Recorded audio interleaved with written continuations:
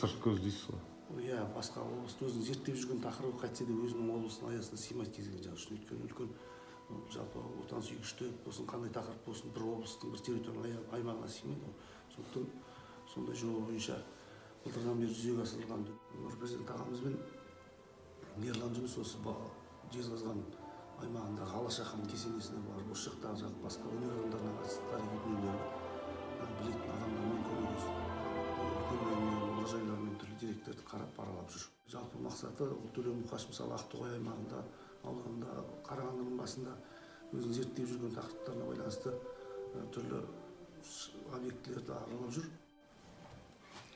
Қазақстан жазушылар одағы жақсы соңғы кезде бастаманы қолға алып жүр. Әдеби өлкетану деп аталады.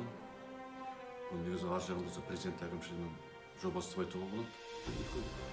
Жалпы отансүйгіштік болсын, қандай тақырып болсын, облыстың аймағына сыймайды. Сондай жоба бойынша былтырдан бері жүзеге асырылған дүние. Енді біздің қарағандылық жазушылардың арасында Алмаз Мырзахмет атты жас жазушы Астанаға барып, сол жақта мысалы Астана өңіріне байланысты бір осындай жобаның шаруасын жазған болатын.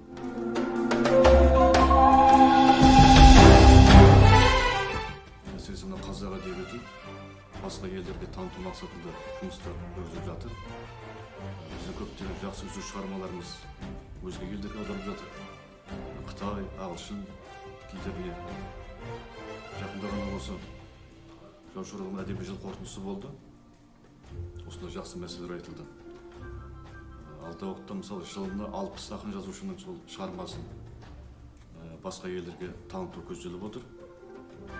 Бұл әрине өте құптайтын нәрсе. Өйткені көп елдер біздің қазақ әдебиетінің қандай екенін, қандай деңгейде екенін білмейді. Қолға алынбаған біз сол шаруа қолға алынып жатыр.